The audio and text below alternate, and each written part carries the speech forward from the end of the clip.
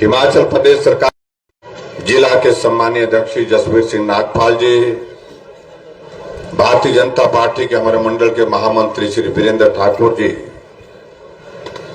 मंडल के अध्यक्ष ताराचंद जी,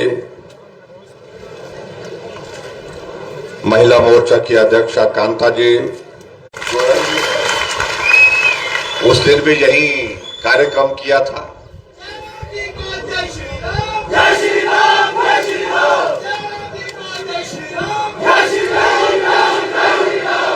और आज के ये कार्यक्रम तो विशेष आयोजन के इसमें हो रहा है कि, लेकिन फिर भी उसके बावजूद मैं इस बात से भी सहमत है, अगर सामने भी लाएंगे तो उनको वो बोलेंगे भाई कुछ नहीं दिखाई दे रहा है।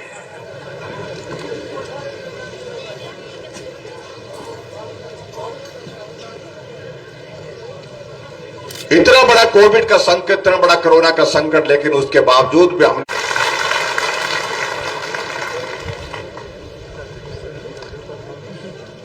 और मैं समझता हूं कि हमारी बात अधूरी रह जाएगी अगर हम अपनी बात को कहें। उनको भी लग गई है।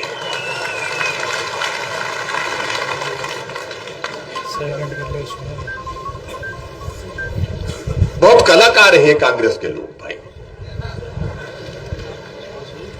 जब इन्होंने देखा कि भाई पड़ोस वाला भी चला गया वैक्सीन लगाने के लिए, मेरी बाईं तरफ रहता था वो भी चला गया, परिवार को साथ में गाड़ी में बिठा करके वैक्सीन लगा करके आ गया, तो घर में लाड़ी को बोलने लगा कि अब क्या कर रहे हैं, इस तरफ बाड़े ने भी लगा दी, उस तरफ बाड़े ने लगा दी, अगले बाड़े ने भी लगा दी, पीछे बाड़े में हम ही बचे। लाड़ी ने कहा कि मास्क पहनो, चुपचाप जाओ वैक्सीन सेंटर में जाकर के लगा के आओ। लाड़ी बोलते हाँ, हमारे लाड़ी बोलते हैं सराज में भाई, पत्नी को बोलते हैं लाड़ी, और लाड़ी के बिना चलता नहीं है, ये कहीं भी आपको बताऊं मैं। तो इसलिए मास्क पहन करके वैक्सीन सेंटर गए, वैक्सीन लगाई, नर्स को पूछ रहे हैं कि अगली डोज कब लगेगी। एक तरफ से विरोध कर रहे हैं, भाई ये ड्रामा तो कम से कम बंद करो, उनको हम कहना चाहते हैं।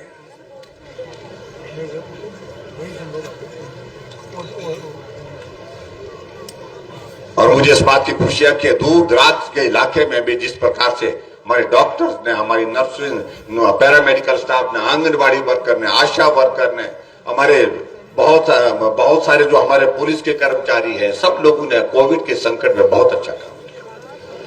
महिला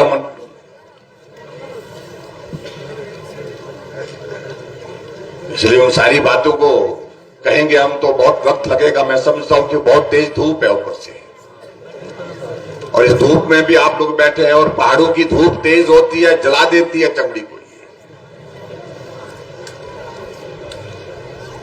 कई बार हमारे जो साथी पूछते थे, बोलते तुम तो पहाड़ पर रहते हैं, वो पहाड़ पर रहने के बावजूद तुम काले क्यों हो गए। मैंने कहा आना जरा हमारे साथ बैठना, जब खेत में जाना पड़ता है, हल चलाने के लिए जाना पड़ता है धूप में, और जब गंदम निकालनी पड़ती है, आपके क्या बोलते हैं उसको, है कणक को निकालते हैं, जो खेत को जो वहां पर निकालते हैं, थ्रेशिंग करते, थ्रेशिंग अब तो थ्रेशिंग तो अब हुई ना, पहले तो हम खाड़ बोलते हैं, हमारे खाड़ बोलते हैं उसको, आपके भी बोलते हैं।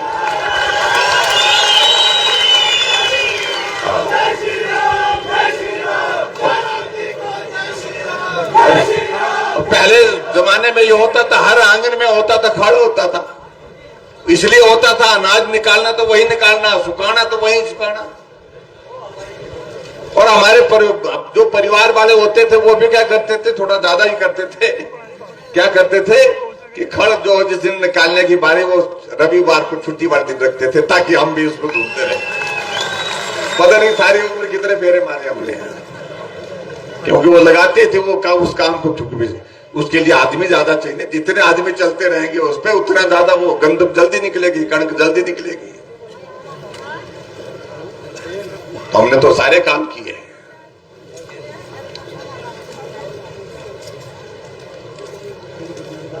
और यहां किशन कपूर जी कह रहे थे, कल कोई आए थे जो बड़ा भारी भाषण दे रहे थे जाकर के कांगड़ा में। मेरा आप सबसे एक बार निवेदन है, एक बार उनको देना, निमंत्रण देना और खड़ में उनको डालना, जरा पूरा फेरा कराना।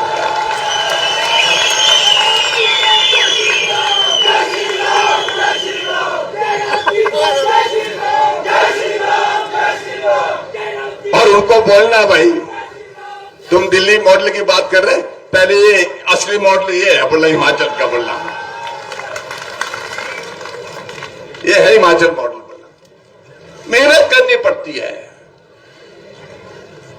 दिल्ली तो एयर कंडीशन में रहती है और हम धूप में बैठे हैं तो सीधे धूप में, चमचमाती चिलचिलाती धूप में बैठते हैं, उसका भी सामना करते हैं, खेत में भी काम करते हैं।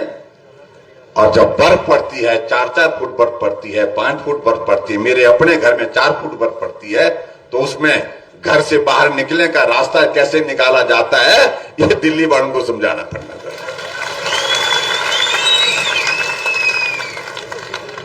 ऐसे टपराड़े नहीं चलने उनको बोलना जैसे तुम मार रहे हैं। ये हिमाचल है, हिमाचल के लोग मेहनती हैं, परिश्रमी हैं, ईमानदार हैं, और हिमाचल के लोगों को लुटेरे शब्द का इस्तेमाल करना यह बहुत दुर्भाग्यपूर्ण है, बहुत दुर्भाग्यपूर्ण है। जिस प्रकार से उन्होंने कल भाषण में, अपने भाषण में इस बात का एक बार नहीं कोई 10 बार जिक्र किया।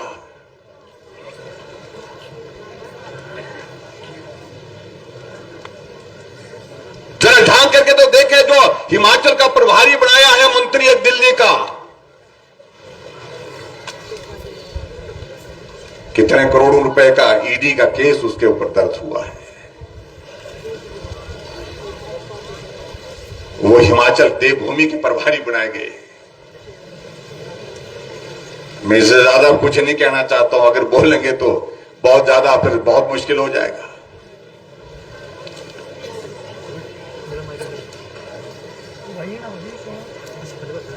हमारे दूसरे मित्र हैं, जो कांग्रेस के मित्र, जो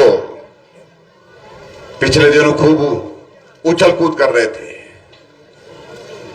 विधानसभा के अंदर बैठते नहीं थे कुर्सी पर, कुर्सी पर ऐसा लगता था पता नहीं क्या लगा के द्रागड़ लगा रखी, जैसे द्रागड़ क्या बोलते हैं,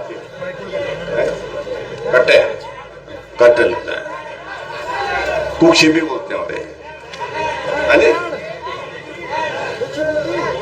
बिच्छू बूटी, वो ज्यादातर उसको बिच्छू बूटी बोलते हैं। ऐसे पटिकते थे, ऐसे पटिकते थे, पता नहीं क्या लगा के रखा है नीचे। आजकल सब बैठे हुए हैं नीचे। 5 प्रदेश के चुनाव हो रहे हैं, हम आ रहे हैं, हमने कहा रिजल्ट तो निकलने दो, वो तो हम तो ये तो निकला हुआ बोलते हैं। हमने कहा जीतेंगे कहां, बोलते हैं पंजाब में तो चन्नी साहब आ रहे हैं, और रिजल्ट निकला तो चन्नी साहब 2 जगह से चुनाव लड़े और दोनों जगह से निपट गए।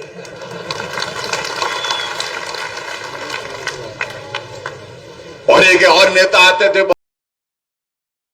बहुत ज्यादा बोलते थे, खूब बोलते थे, पहले हमारी पार्टी में थे तो उस वक्त भी बोलते थे, ताली बजाने की बात करते थे, वो ठोको ताली।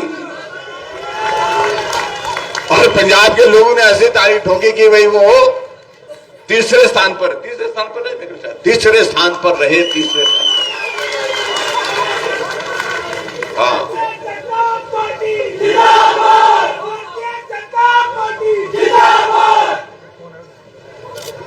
तो हमने उन मित्रों, कांग्रेस के मित्रों को कहा कि जरा रुको तो सही, सब्र करो, थोड़ा इंतजार करो। बोलते ना बोलता हमारी सरकार बनेगी, बोलते कैसे बनेगी, बोलते रिवाज बनाओ, बोलता 5 साल थारी 5 साल हमारी, बोलते यानी कि 5 साल आपकी और 5 साल हमारी सरकार, ऐसे ऐसे बोलते थे। और परिणाम निकला, 4 प्रदेशों में भारतीय जनता पार्टी की सरकार थी, फिर भारतीय जनता पार्टी की सरकार बनी। योगी जी उत्तर प्रदेश में आ गए, धामी जी उत्तराखंड में पहुंच गए, फिर से मुख्यमंत्री बन गए, सावंत जी गोवा के मुख्यमंत्री बन गए, और मणिपुर में वीरेंद्र सिंह फिर मुख्यमंत्री बन गए। आखिरकार 100% परिणाम था।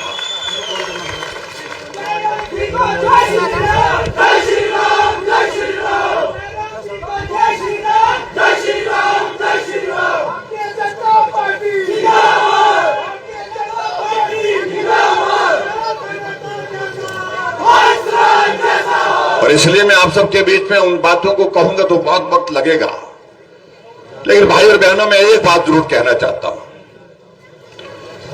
हमने हिमाचल प्रदेश में 4 साल, साढ़े 4 साल होने जा रहे हैं हमारे। 4 साल 4 महीने हमारी सरकार के पूरे हुए हैं, लेकिन 4 साल 4 महीने में हमने 4 दिन की भी छुट्टी नहीं, 1 दिन की भी छुट्टी नहीं ली। लगातार सेवा में लगे रहे, काम करते रहे।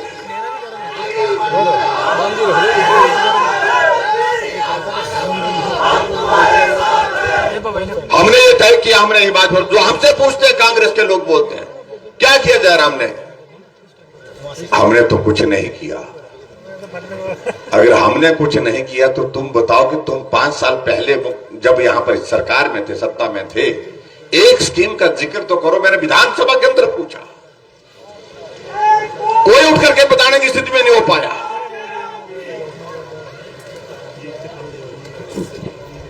मैं कांग्रेस के उठाए प्रश्नों का जवाब दे रहा था विधानसभा के अंदर, और जब जवाब दे रहा था मैंने कांग्रेस के मित्रों को कहा कि मेरी मदद करो आप। कहने लगे क्या मदद करो? मैंने कहा मदद इसलिए करो कि मैं याद करने की कोशिश कर रहा हूं कि पूर्व में 5 साल की सरकार में, आपकी पिछली सरकार में हिमाचल प्रदेश में कौन सी योजना शुरू हुई थी और जो आज भी चल रही है। मैंने कहा मुझे याद नहीं आ पाया।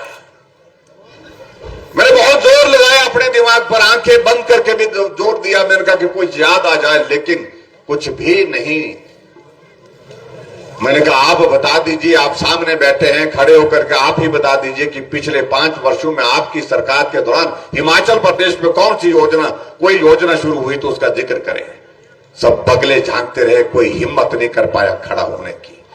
खड़े तो तब होते, बताने की स्थिति में तो तब होते जब 5 साल में उन्होंने अपने शासन में कोई योजना चलाई होती। हिमाचल प्रदेश में एक भी योजना नहीं है। और हमसे पूछ रहे हैं, मैंने कहा अगर हमसे पूछ रहे हैं तो बोलते हैं कि जयराम ने क्या किया। कागज लेकर के अगर आप सामने बैठ जाओ, हमने उनको बोला आप लिखते जाओ, हम बताते हैं हमने क्या किया।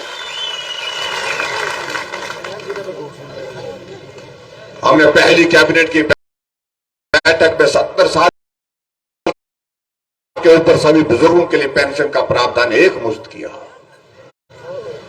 और अब के इस बजट में हमने प्रावधान 70 साल नहीं, 60 साल से ऊपर सभी बुजुर्गों के लिए पेंशन का प्रावधान किया।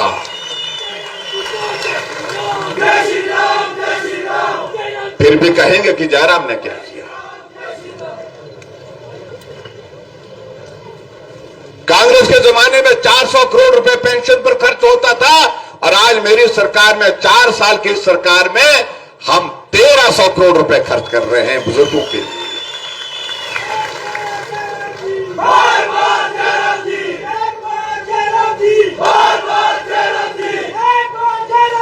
और हमने हिमाचल प्रदेश में गरीब आदमी का इलाज मुफ्त हो, सरकार उसमें मदद करे। पहले, आज से पहले इतने लंबे समय में सत्ता कांग्रेस के पास रही, लेकिन कभी नहीं सोचा। लेकिन हमने शुरुआत की कि गरीब आदमी अगर कभी बीमार हो जाए, उसके पास इलाज के लिए अगर पैसे नहीं है तो पैसे का प्रावधान वो कहां से करेगा। वो तो एक ही चीज करता था, या तो जगह जमीन बेचने के लिए कह देता था अपने इलाज के लिए, या चीख पुकार के बीच में अपने परिवार वालों को बोलता था मुझे घर ले चलो, जो मेरा होना है होने दीजिए, लेकिन मेरे पास अब इससे ज्यादा पैसा खर्च करने के लिए नहीं है इलाज के लिए। और आखिरकार वो दुनिया छोड़ के चले जाता था।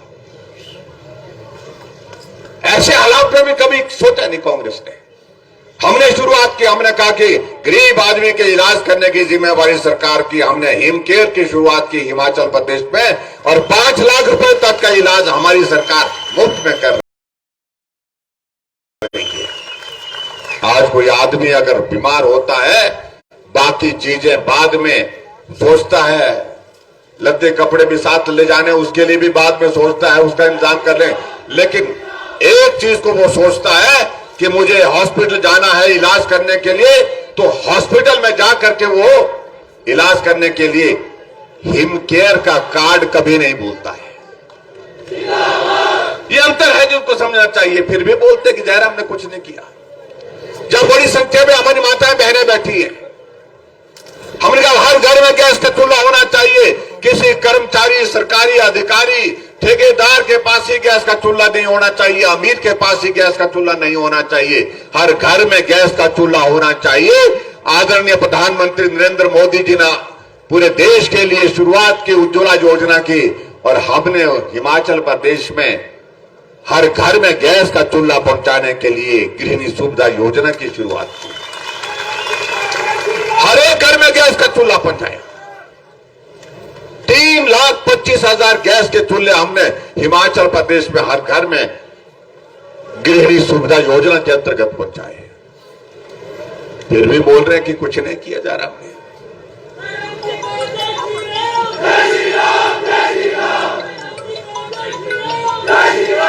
और आगे बढ़कर के हमने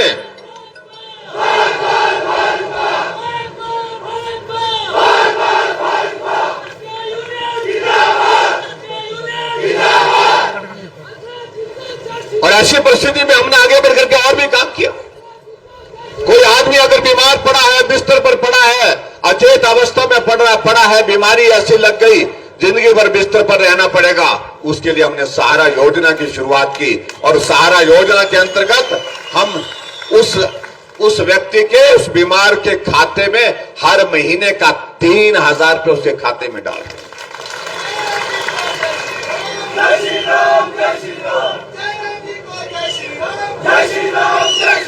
अभी कुछ दिन पहले शिमला में एक कार्यक्रम था, और उस कार्यक्रम में एक नाम लिए गए, एक महिला कांगड़ा से आई थी, उसको सम्मानित किया गया मंच पर आकर के एक मीडिया के कार्यक्रम में। और उस महिला की आप कहानी सुनेंगे। उसका एक बच्चा, पहला बच्चा हुआ वो भी हैंडीकैप हुआ, दूसरा हुआ वो भी उसी तरह से हैंडीकैप निकला, तीसरा बच्चा वो भी उसी तरह से हैंडीकैप, चौथा बच्चा वो भी हैंडीकैप। और अंत तक ये हुआ कि उसके पति ने पत्नी को छोड़ करके वो चला गया कि मैं इस घर में नहीं रह सकता हूं। महिला 4 बच्चों के साथ, चारों बच्चे अपाहिज।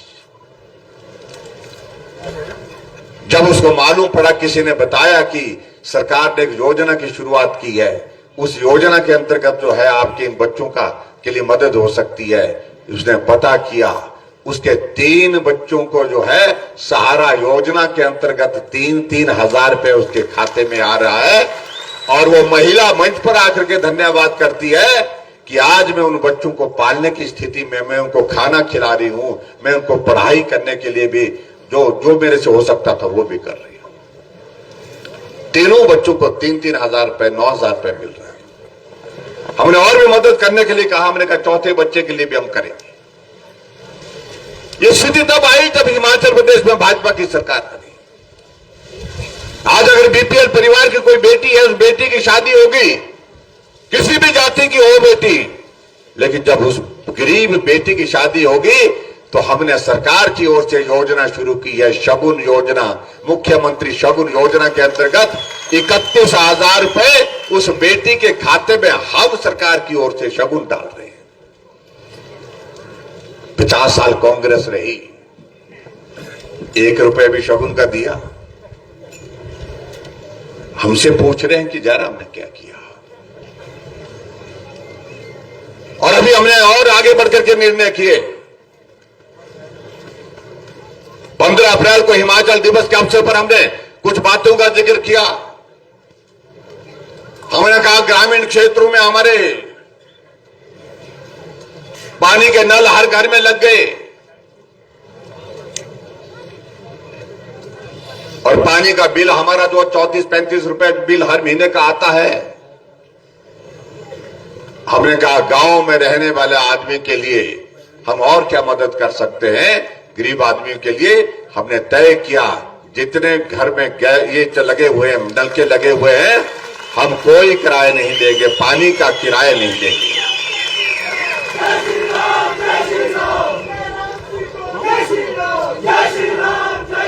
और आगे बढ़कर के हमने और निर्णय लिया। और निर्णय क्या लिया हमने, जो माताएं बहनें यहां पर बैठी, हमारी आबादी का 50% हिस्सा महिलाओं का है। और महिलाओं को आजकल अब काम में हर जगह जाना पड़ता है, बाजार जाना, बाजार आना, घर का काम और सारी चीजों के लेकर के रिश्तेदारी में आना जाना। और ऐसी परिस्थिति में हमने कहा कि अगर हमारी आबादी का 50% हिस्सा महिलाओं का है तो उनसे किराया भी बसों का हम 50% ही लेंगे, आधा लेंगे, आधा माफ करेंगे। फिर भी पूछ रहे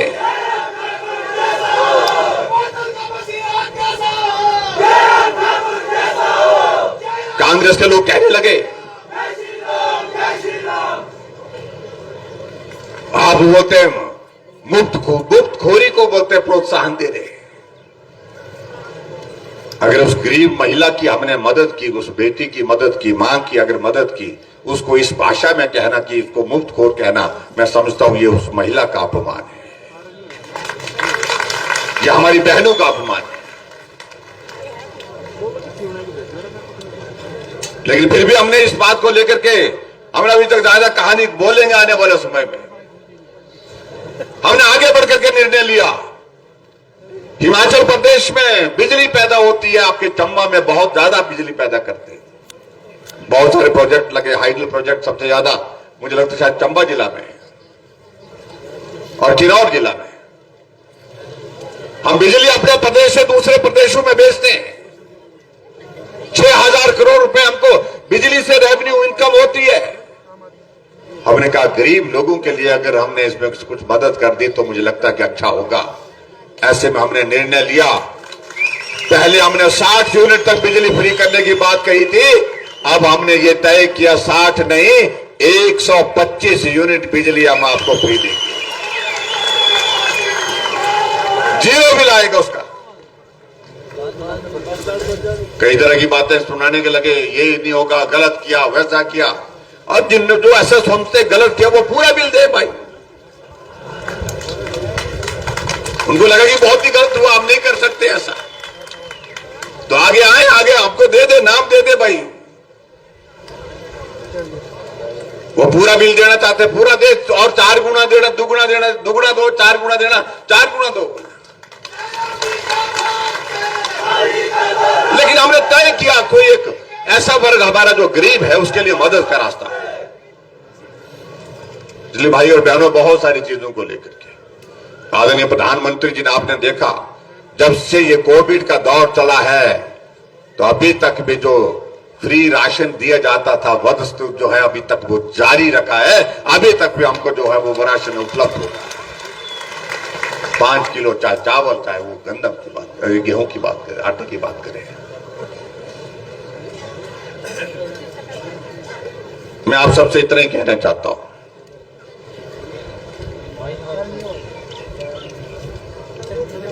कि जो खास तौर से हिमाचल प्रदेश में, क्योंकि अब नवंबर के महीने में चुनाव होगा, भी तो वक्त है, अभी हम काम करेंगे।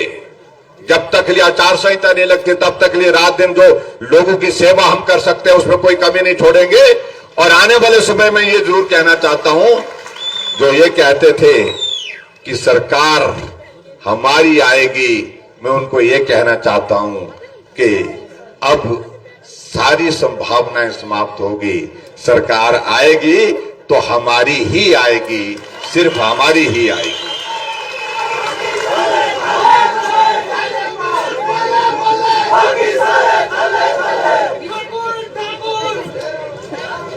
मेरा आप सबसे इतना निवेदन है कि आप सबका चंबा वालों का बहुत विशेष स्नेह रहा है। एक सीट छूटी है पिछली बार, अगली बार चंबा पूरा का पूरा आना चाहिए, ऑल बटा ऑल जिसको बोलते हैं। और उसके लिए आप सब सहयोग करें, और उसके बाद जो कमी होगी तो पूरा उस कमी को पूरा करेंगे, दूर करने की कोशिश करेंगे। आने वाले हमारी कोशिश है, ये चंबा एक विशेष जिले के दर्जे के रूप में दिया गया है केंद्र सरकार द्वारा। एस्पिरेशनल डिस्ट्रिक्ट है ये, जहां आदरणीय प्रधानमंत्री जी भी हमको इस बात के लिए विशेष तौर से कहते हैं कि वहां के लिए और ज्यादा करने की आवश्यकता है और मदद करने की जरूरत है। हम वो मदद करने की कोशिश कर रहे हैं और मुझे पूरा भरोसा है निश्चित रूप से उसमें चंबा को बहुत बड़ा लाभ भी हुआ, चंबा आगे बढ़ा भी है उस दृष्टि से।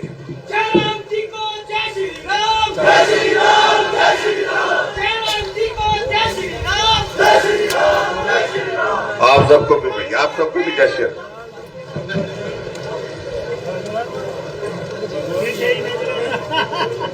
तो इसलिए मैं आप सबके बीच में अब लंबी बात नहीं कहते हुए मैं आप सबका धन्यवाद करता हूं कि इतनी गर्मी के मौसम में भी आप यहां पर खड़े हैं, यहां पर बैठे हैं। और आज के इस कार्यक्रम में मैं विशेष तौर से धन्यवाद करना चाहूंगा हमारे जो एसपीओ जो यहां पर बैठे हुए हैं, उनका विशेष तौर से वो बड़ी संख्या में आए हैं, उनका धन्यवाद करते हैं। उनके लिए हमने मदद करने की कोशिश की है, थोड़ी सी मदद हुई है, 900 रुपए हमने बढ़ाया उनका की बार। हाँ जी, 1000 हमने पहले भी बढ़ाया था। लेकिन मैं इस बात से भी सहमत हूं कि हम लगातार इस मामले को दिल्ली के साथ उठा रहे हैं, केंद्र सरकार के समक्ष रख रहे हैं कि यहां सीमा के पार जहां यानी कि जम्मू के हमारे हिमाचल के साथ जम्मू कश्मीर में कुछ और तरह का है प्रावधान वहां पर, और उस प्रावधान के करीब हमको भी लाया जाए। हम कोशिश कर रहे हैं कि केंद्र सरकार उसमें और मदद करे। हम आपकी पैरवी फिर से करेंगे केंद्र के सामने कि और मदद हो करके जो है आप सबके लिए सहयोग करने के लिए केंद्र सरकार भी दे, और जो जम्मू कश्मीर की तर्ज पर जिस प्रकार से सारी चीजें वहां पर व्यवस्थित जो वहां पर दिया जाता है, उसी तरह से हम आपके मामले को केंद्र के समक्ष उठा रहे हैं। मैं उम्मीद करता हूं कुछ अच्छा ही होगा उसमें। ऐसे में मुझे पूरा भरोसा है कि केंद्र की ओर से कुछ मदद उसमें जरूर होगी। और उसके बाद फिर ये भी मैं कहना चाहता हूं, अगर कोई और उसमें कमी रहती है, हम इस बात पर भी विचार करने के लिए खुले हैं मन से कि हम प्रदेश की ओर से और क्या मदद कर सकते हैं, उस पर भी हम सोचेंगे। बाकी सारी चीजों को लेकर के यहां बातें कही हैं, उस पर मैं आप सबके बीच में यही कहना चाहता हूं। ये भी एक ही है, तो मैं यहां से कुछ चीजों का जिक्र करना चाहूंगा। जो स्कूल यहां पर विशेष तौर से बहुत सारे स्कूलों की हमने कहा है, तो मैंने कहा कि बाकी सारी चीजें में इतना है कि सभी स्कूल संभव नहीं हो पाते हैं, लेकिन फिर भी उसके बावजूद जो जिसमें जितने कर हो सकते हैं, जो किए जा सकते हैं, जो नॉर्म्स के मुताबिक भी आ जाएं। तो सबसे पहले तो मैं यही कहूंगा, जो प्राइमरी स्कूल नए खोलने की बात कही है उसमें ये 3 स्कूल जो खास तौर से क्या नाम है, काथल, क्या नाम ये कौन सा स्कूल है? अच्छा नहीं, स्कूल का नाम कठला। अच्छा, जो स्पेलिंग गलती लिखी ना, इसको ठीक करना चाहिए। कठला है, और एक जो है ब्याला है, और एक खनगुरा। ये 2-3 प्राइमरी स्कूल खोलने की मैं घोषणा करता हूं। और उसके अलावा जो बाकी स्कूल यहां पर इन्होंने दिए हैं, इसकी मैं रिपोर्ट मांग रहा हूं। चाहे वो गढ़ है, चाहे वो बटेवता है, चाहे वो कुंडा है, चाहे वो, और उसके बाद कौन सा खंडेर का है, और